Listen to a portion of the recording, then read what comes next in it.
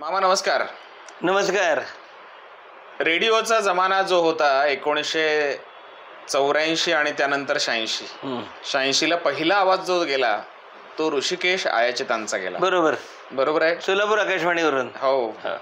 तर त्या संदर्भात खास मी आज तुमच्या घरी आलोय आणि तुम्ही मामा भाचे जे आहात ते व्हॉइस ऑफ सोलापूर आकाशवाणी असं मी मानतो. आणि आमच्या जडणघडणीच्या काळात आणि आम्ही जेव्हा 92चा काळ, 93चा भूकंप आणि त्यानंतर रेडिओ अगदी 2 तासावरचा रेडिओ, नंतर आता तरी 24 तास रतीब घालणाऱ्या वाहिन्या, हा सगळा जर प्रवास बघितला आणि आता सध्याचा इंटरनेटचा जमाना आणि एका क्लिकवर जग जवळ येऊ पाहत आहे आणि हे सगळं बदलत असताना देखील जुन्या माणसांचा जो लळा आहे ना तो आमच्याकडनं म्हणजे आमच्या कानाला जो हवा हवासा वाटणारा जो आवाज आहे तो खरंच तुम्हाला भेटल्याशिवाय आणि ऋषिकेश आयाचितांचं दर्शन होणं हे रेडिओचा माणूस कधी दिसत नसतो.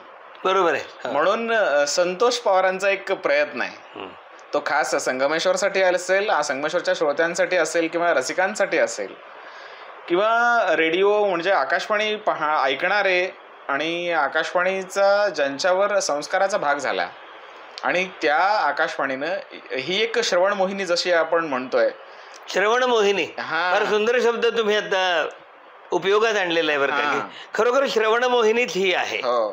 तर त्या मोहिनीचे तुम्ही साक्षीदार आहात. बरोबर आहे. अगदी बरोबर आहे. पहिला आवाज तुमचा आणि तारापुरे मॅडमचा गेला.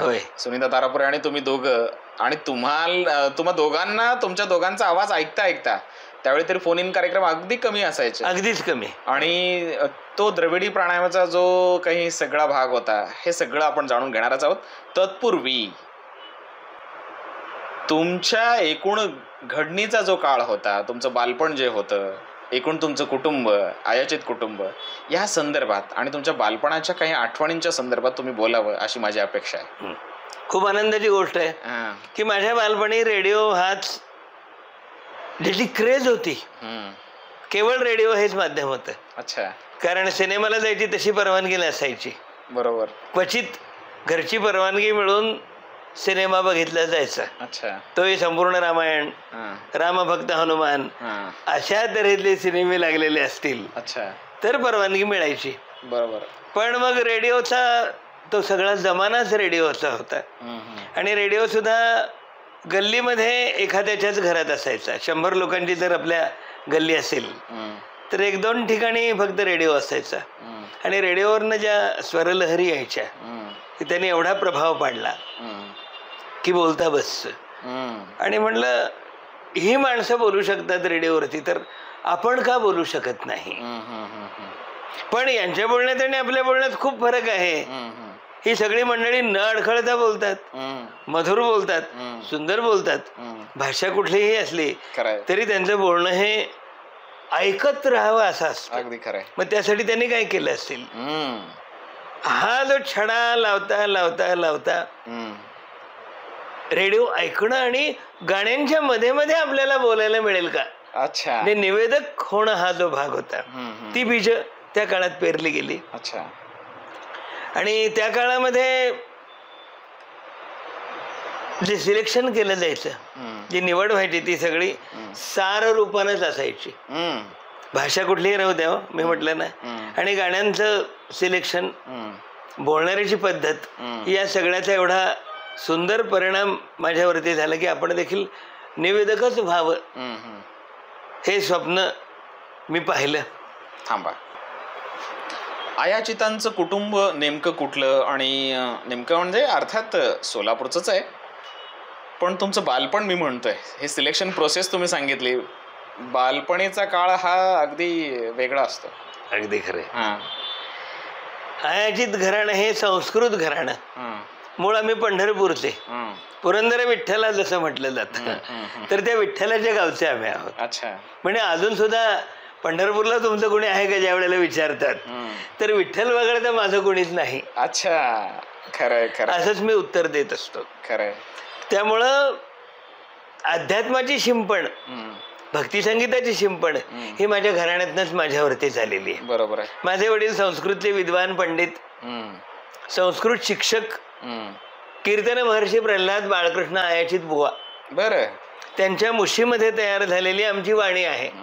मी नेहमी सांगतो की वडिलांनी वाणी दिली म्हणून मला आकाशवाणी मिळाली. अच्छा, खरंय खरंय. वडिलांनी वाणी दिली आणि ही वाणी कन्नडमध्ये एक सुंदर गाणं आहे उपासने चित्रपटामध्ये, भारत भूषिर मंदिर सुंदरी भुवन मनोहरी कन्याकुमारी म्हणून. तर त्यामध्ये वाणीय वेणय झंकार दिली असं काहीतरी वाक्य आहे की वेणेची वाणी ही तसे झंकार करते. तशी वाणी मला वडिलांकडनं प्राप्त झालेली. अच्छा.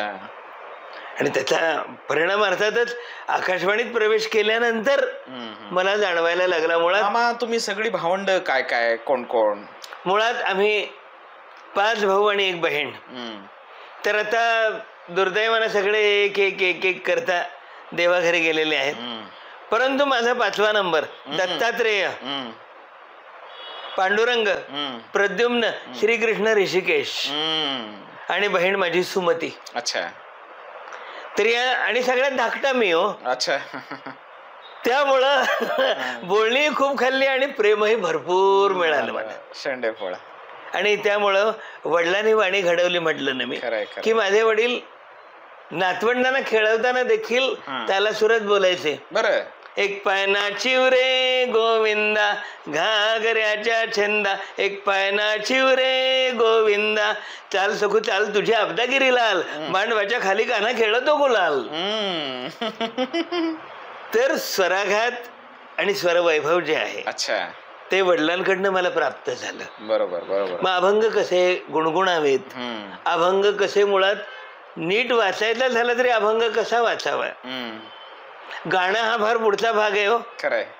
पण निदान कमोदिनी काय जाणे तो परिमळ भ्रमर सकळ भोगीत असे हे तुम्हाला नीट वाचता आलं पाहिजे तर पुढे गाता येईल. खरंय. हे श्रवण ही पहिली भक्ती आहे. भक्त प्रल्हादांनी जे सांगितलेलं आहे, श्रवणम कीर्तनम विष्णोः स्मरणम पादसेवनम अर्चनम वंदनम दास्यम सख्यम आत्मनिवेदनम.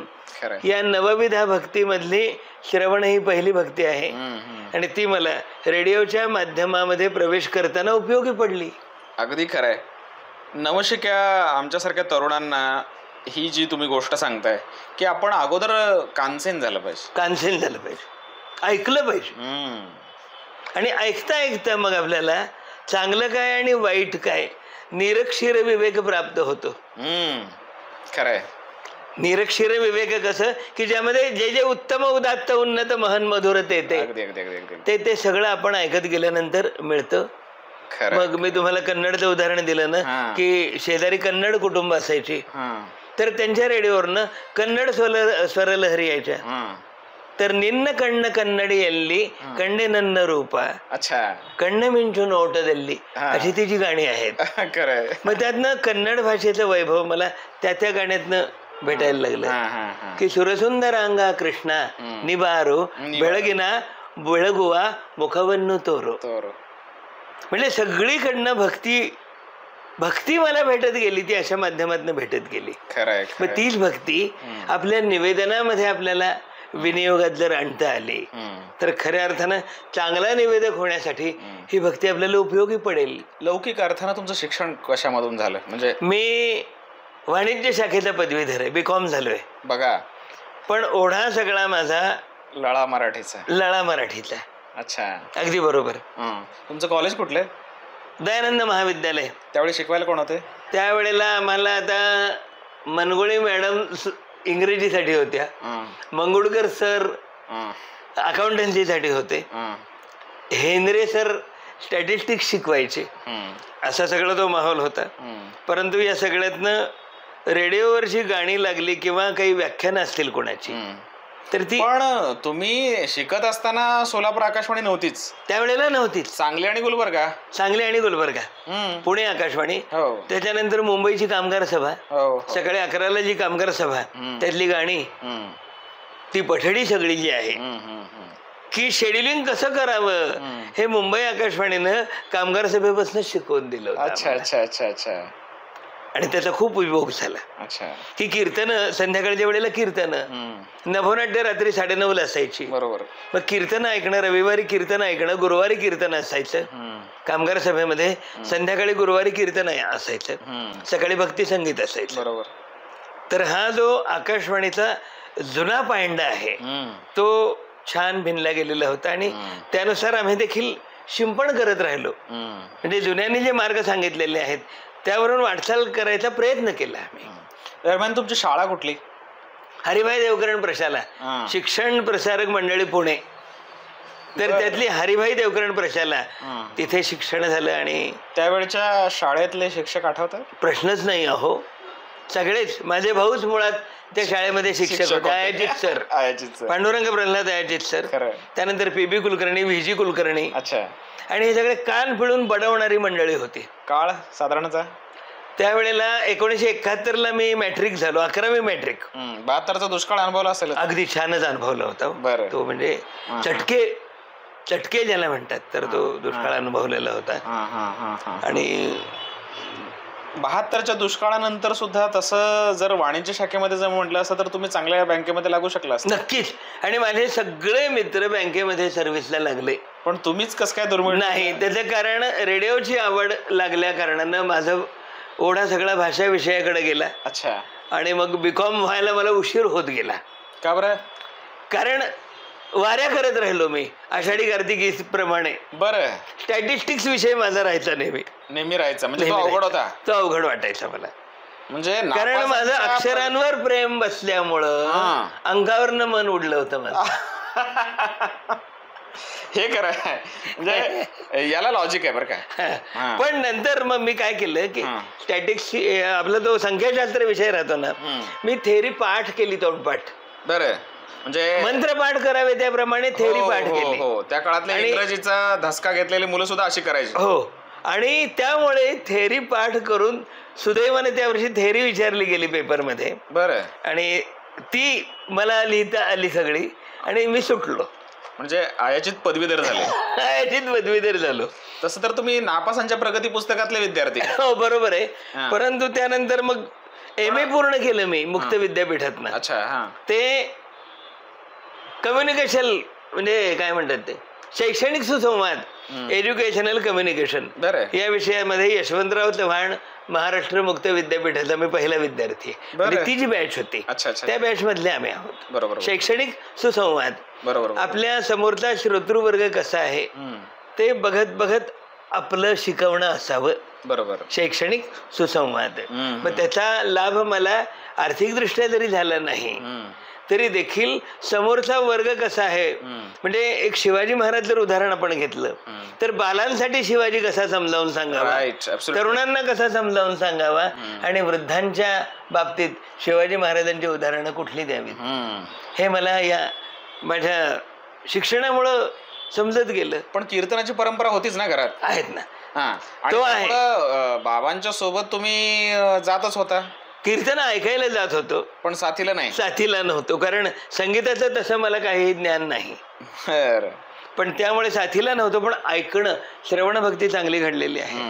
त्यामुळं अनेक आख्यानं, पुराण कथा या कीर्तनांच्या माध्यमातून बिंबलेल्याच आहेत. आणि आकाशवाणीत प्रवेश केल्यानंतर समजेल असं बोला, सोपं बोला, थोडक्यात बोला, मार्मिक बोला, नेमकं आणि नेटकं बोला. तुमच्या काळातले जे कार्यक्रम अधिकारी होते किंवा केंद्र प्रमुख होते त्यांची जंत्री थोडीशी सांगता येईल? अवधूत हर्डीकर, संस्कृतले विद्वान पंडित. अगदी अगदी अगदी खरे. त्यांचा सहवास मला लाभला. त्यामुळे त्यांचे चांगलं चांगलं घेऊन ते देण्याचे संस्कार मिळाले मला. त्याच्यानंतर गुणवंत थोरात आमचे कार्यक्रम अधिकारी. बरोबर बरोबर. तर मुलाखत घेत असताना जर ती वाहत चालली इकडं तर ती पुन्हा रुळावर कशी आणावी हे थोरात साहेबांनी खूप स्वतः स्टुडिओमध्ये उभं राहून, म्हणजे स्टुडिओमध्ये स्वतः राबणारे कार्यक्रम अधिकारी त्यावेळेला असायचे. अगदी मूळ मुद्दा लक्षात घ्या. लक्षात आला. त्यामुळे आम्ही घडत गेलो. बरोबर की डबिंग कसं करावं. त्यावेळेला टेप्स होत्या, स्पूल्स होते. कॉम्प्युटरमुळं एडिटिंग डबिंग खूप सोपं झालंय हो. सोपं झालंय आता. तेवढा एक शब्द तुम्ही पुन्हा गुंफवू शकता. अगदी अगदी. पण पुन्हा तो शब्द गुंफायचा असेल तर वेगळी टेप घ्यायची, तो शब्द टेप करायचा आणि पुन्हा तो त्या मूळ टेपमध्ये मिसळायचा, असं करत. आणि मग मुलाखती घ्याव्यात कशा ते थोरात साहेबांनी खूप छान समजावून सांगितलं. रूपक वेळेत कशी बसवावीत किंवा आकाशवाणी वृत्तांत जे असतात की ते वेळेत पूर्ण करणं आणि गाभा काढून घेणं, हे कसं करता येईल. मग रेकॉर्डिंग चालू असताना टिपणं काढत राहणं, टेप क्युशिड ज्याला आपण म्हणतो. बरोबर. मग त्यात मुद्दे लक्षात येतात आपल्या आणि ते मुद्दे रेडिओ रिपोर्टला उपयोगी पडतात. राईट. त्यामुळे एडिटिंग हा जो भाग आहे की मोजकं आणि नेमकं घेणं. बरोबर. त्या 15 मिनिटात 1 तास तुमचा 2 तास कार्यक्रम चाललेला असतो, तो केवळ 15 मिनिटाच्या रेडिओ रिपोर्ट मध्ये आपल्याला बसवावा लागतो आणि सर्वसमावेशक घ्यावा लागतो, म्हणजे प्रस्तावनेपासून त्या आभार प्रदर्शनापर्यंत. तर ते कसं कसं घेता येईल हे सगळं उत्तम ज्ञान त्यावेळेच्या कार्यक्रम अधिकाऱ्यांनी दिलं. गोरख शिवशरण कार्यक्रम अधिकारी होते. बरोबर. तर सामाजिकतेचं भान कसं जपावं, सामाजिकता कशी प्रत्येक कार्यक्रमात जोपासावी हे त्यांच्याकडनं शिकायला मिळालं. प्रत्येकाकडनं काही ना काही चांगलं शिकायला मिळालं. शैला सरदेशमुख ज्या कार्यक्रम अधिकारी, तर उत्तम मिक्सिंग कसं करावं, एडिटिंग कसं करावं हे त्या शैला सरदेशमुख. नंतर तरी संगणकाचा आला आणि संगणकानं क्रांतीच केली आणि आपल्या केंद्रानं तरी महाराष्ट्रामध्ये नाव काढलंय. पहिलं केंद्र आहे म्हणजे संगणकीय दृष्ट्या अत्यंत प्रगत असं पेपरलेस स्टेशन ज्याला म्हणतात, तर ते नाव सोलापूर आकाशवाणीनं कमावलेलं आहे. तर या अगदी भारतामध्ये सुद्धा टेक्निकल एक्सपर्ट मध्ये सुद्धा, तर या सगळ्या कार्यक्रम अधिकाऱ्यांचा वारसा लाभला. आणि ऐकणं अजून देखील सोडलेलं नाही. तुम्ही अजून देखील रात्री उर्दू सर्व्हिस मी ऐकतो. ऑल इंडिया रेडिओची उर्दू सर्व्हिस आहे, अस्मिता वाहिनी आहे. तर त्यावेळेला चांगली चांगली रूपकं, ज्या वेळेला झोप येत नाही म्हणून आपण इवळत असतो, तर त्यावेळेला रात्रीची ज्या वाहिन्या आहेत त्या माझ्या अजून देखील उपयोगी येतात आणि चांगलं संगीत, चांगली रूपकं अजून देखील मला ऐकायला मिळतात. तुमची निवड प्रोसेस कशी होती, प्रक्रिया? त्यावेळेला आधी वृत्तपत्रामध्ये जाहिरात यायची किंवा रेडिओवर दिली जायची. वृत्तपत्रात फार कमी वेळेला यायची जाहिरात, रेडिओवरनच दिली जायची, कारण जे कान रेडिओ ऐकतात त्यांचीच पावलं निवेदक म्हणून आपल्याकडे यावीत, खरंय, हा मूळ गाभा असायचा. मग त्यानुसार जाहिरात ऐकल्यानंतर रिटन टेस्ट, लेखी परीक्षा, मग आवाजाची परीक्षा आणि मुलाखत. तर माझ्या मुलाखतीसाठी प्रथित यश साहित्यिक व्यंकटेश माडगुळकर, बापरे, ग्रामीण कथाकार शंकर पाटील आणि प्रोड्युसर पुरुषोत्तम जोशी हे होते माझ्या मुलाखतीसाठी. हे 3 सिंह होते आणि त्यावेळेला एकच जागा भरायची होती पुण्यासारख्या ठिकाणी, आणि हे 3 सिंह माझ्या परीक्षेला होते त्यावेळेला. अच्छा. व्यंकटेश माडगुळकर, शंकर पाटील आणि पुरुषोत्तम जोशी. आणि एकच जागा भरायची होती पुण्यासारख्या ठिकाणी. तर ते 84 साली मग माझी निवड झाली. पुरुषोत्तम जोशींचं तरी नाव 1953 पासून जोडलं गेलं. हो बरोबर, गीत रामायणाला जोडलं. हो. आणि तो आवाज आजही उपलब्ध आहे, आकाशवाणी पुण्यानं जपून ठेवलेला आहे. अगदी.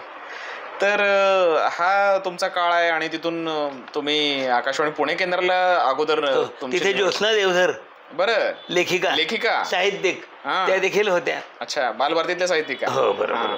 त्या व्यंकटेश माडगुळकर आणि ज्योत्स्ना देवधर त्यावेळेला इन सर्व्हिस मध्ये होते. खरंय. तर त्यावेळेला ते कसे कार्यक्रम तयार करतात, तर तोही फार सुवर्ण काळ होता, सुवर्ण काळच होता तो. तर तेही सगळं बघायला मिळालं. अगदी अगदी. आणि आकाशवाणीत प्रवेश. सोलापूरला कसे आलात? कधी? सोलापूरला माझी बदली झाली. कधी? 1986 सालीच. मग तुमची निवड कधी झाली? 84 साली. 1 ऑगस्ट 1984 पुणे आकाशवाणी मला मिळाली. म्हणजे स्वराज्य हा माझा जन्मसिद्ध हक्क आहे, तो मी मिळवीनच, असं लोकमान्य बाळ गंगाधर टिळक म्हणालेले होते. त्याप्रमाणे आकाशवाणी हा माझा हक्क आहे आणि ती मी मिळवीनच हे. आणि 1 ऑगस्टलाच माझी निवड झाली पुण्यासारख्या ठिकाणी ती. तर मी जे प्रयत्न केले, उदंड प्रयत्न, तर त्याला यश मिळत गेलं. खरंय खरंय खरं.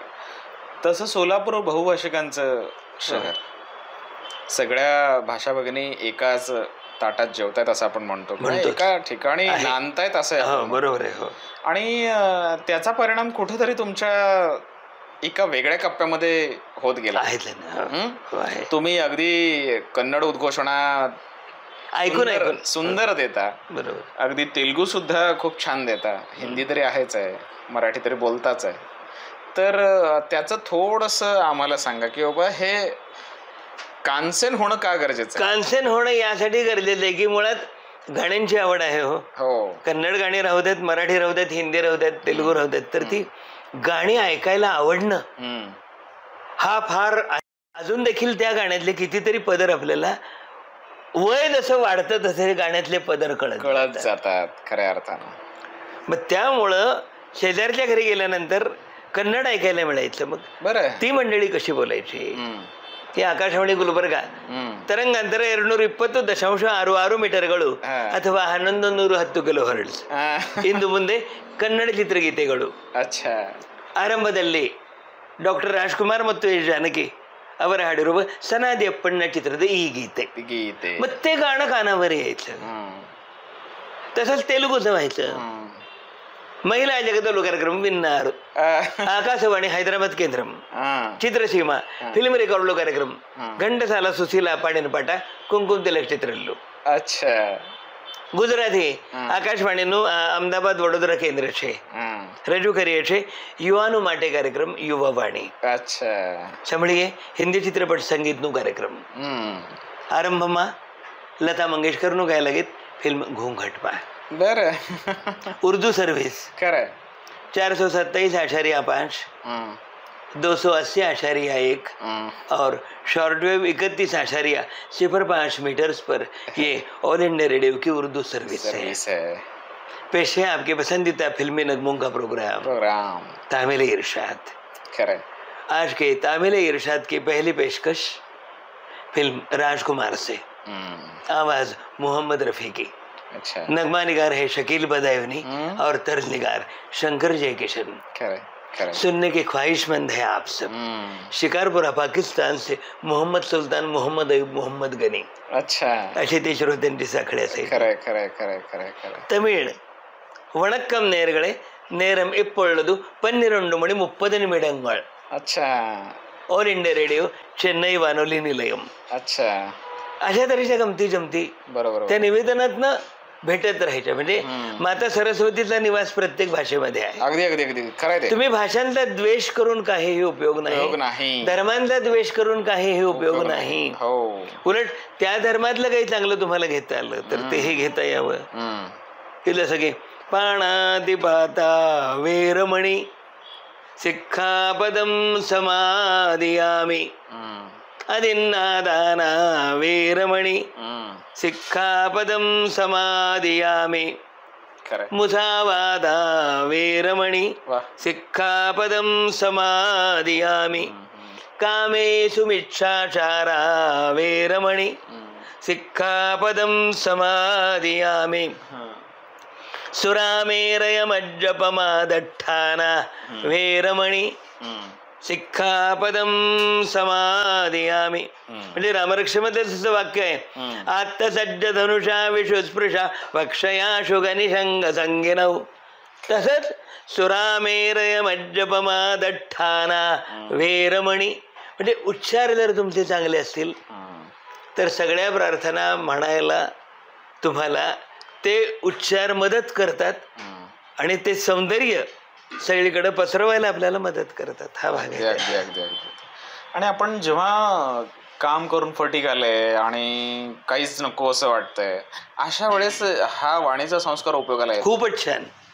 म्हणजे धम्मपदांचं एक पुस्तक आहे माझ्याकडं. आचार्य विनोबा भावेंनी अनुवाद केलेलं आहे. बरं. तर अजून मधून ती धम्मपद म्हणणं सोलापूर आकाशवाणीवर सुद्धा अधूनमधून धम्मपद म्हणण्याचा प्रघात मी चालू ठेवलेला होता की एक धम्मपद आणि त्याचा मराठी अनुवाद. बरं. अशा गमती जमती असायच्या. म्हणजे तुम्हाला मधुघट मिळतात सगळीकडं. खरंय खरंय खरंय. फायदा हा होतो त्यामध्ये की सगळीकडं मधुघट असे तुम्हाला मिळतात आणि ते आपल्याला प्राशन करून इतरांना वाटप करता येणं हा आनंदाचा भाग गवसतो. बाकी काय. आकाशवाणीचा काळ जो होता आणि त्यावेळी तुम्हाला असे लक्षात राहणारे काही कार्यक्रम मग रेडिओ रिपोर्ट असतील खूप आहेत. आकाशवाणी वृत्तांत असते की किंवा असे काही गाणे मान्यवरांच्या मुलाखती घेण्याचं भाग्य मला लाभलं. बरोबर. सोलापूर आकाशवाणीत विशेषतः कविवर्य नाधो महानोर. बरं. अभिनेत्री जयश्री गडकर बरं यांच्या मुलाखती घेण्याचं भाग्य मला लाभलं. अनुप जलोटा इथं कार्यक्रमासाठी आलेले होते. आकाशवाणीच्या वर्धापन दिनानिमित्त ज्यांना ज्यांना निमंत्रित केलं जायचं तर त्यावेळेला अनुप जलोटा देखील इथे आलेले होते. त्यांचा भजन संध्या कार्यक्रम होता, तर त्यात निवेदन करण्याची संधी मला मिळाली. निवेदनं मराठीतनं होती, निवेदनं मराठीमधून होती, पण भजन हिंदी होती. तर अनुप जलोटांनी कौतुक केलं की त्यांना आनंद वाटला. आप मक्खन और मिश्री खाते है क्या म्हणाले. अच्छा. जयवंत कुलकर्णी देखील म्हणाले की तुम्ही बदाम खाता का हो नेहमी म्हणाले मला. खरं काय. जयवंत कुलकर्णी इथे आलेले होते, सुलोचना चव्हाण, जयवंत कुलकर्णी, या सगळ्यांच्या रेकॉर्डिंगच्या निमित्तानं त्यांच्याशी संवाद साधायचं भाग्य मला सोलापूर आकाशवाणीत लाभलं. त्याच्यानंतर सगळे मान्यवर त्या त्या क्षेत्रातले, व्ही आर कुलकर्णी पत्रकार तात्या, रंगा वैद्य, पंचांगकर्ते दाते यांच्या मुलाखती घेण्याचं भाग्य 1986 सालीच मला लाभलं. धर्मवीर वीरा पाटील, आमचे आप्पासाहेब काडादी, त्याच्यानंतर वि गु शिवदारे साहेब, कुचन साहेब, आपले गंगाधर पंत कुचन साहेब, आणि मुख्य म्हणजे ही सगळी मंडळी रेडिओ ऐकायची हो. म्हणजे ही मान्यवर मंडळी माझे श्रोते होते. खरंय. त्यामुळे मी जिथे जिथे लो तिथे ही सगळी माणसं मला अशी झेलत होती. ब्रह्मदेव दादा माने आपले, ते कमी बोलायचे पण ते म्हणायचे निवेदक हवा असेल तर त्या आयाचीतलं बोलवून दादा नेहमी म्हणायचे मला बोलवून घ्या. शिवदारे अण्णा म्हणायचे मला बोलवून घ्या. आप्पासाहेब काडादी म्हणायचे या माणसाला बोलवा, हा कार्यक्रम आहे. तर तुम्ही केले असेल त्यांचे कार्यक्रम? खूप कार्यक्रम केले सर असतील, आमचे आप्पा असतील, अगदी अगदी त्यांच्या बरोबर कार्यक्रम केले, त्यांच्या मुलाखती घेतलेल्या असतील, त्यांच्या मुलाखती घेतलेल्या आहेत. त्यावेळेला रूपक तयार केली. यशवंत सहकारी सूतगिरणी, सोलापूर सहकारी सूतगिरणी, या सगळ्या मिल ज्या आहेत त्या सगळ्या गिरण्यांवरती रूपक तयार केली, प्रसारित केली. बरोबर बरोबर.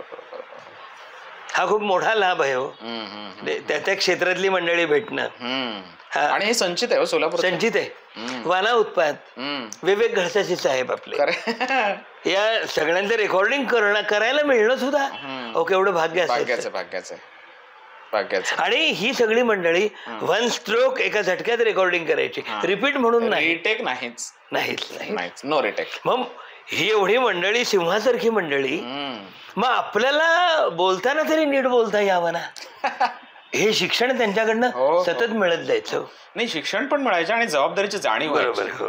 जबाबदारीची जाणीव कधी की बाबा ही एवढी दिग्गज माणसं आहेत आणि त्यांच्या किमान पासंगाला, आणि तो जो संस्कार आहे की ते वाक्य पुन्हा म्हणा. हल्ली माणसं आळशी बनलेली आहेत. बरोबर आहे. मी बोलतो की तेवढा शब्द बोलतात, अहो म्हटलं ते वाक्य पुन्हा म्हणा तुम्ही. नाहीतर होतं काय, माईक पुढे जातात आणि तेवढा एक शब्द बोलतात, तो शब्द हाय लेव्हल मध्ये येतो. म्हटलं एक बैल उंच एक खुजा असल्यावरती गाडी जशी दिसते तसं ते वाक्य होतं म्हटलं.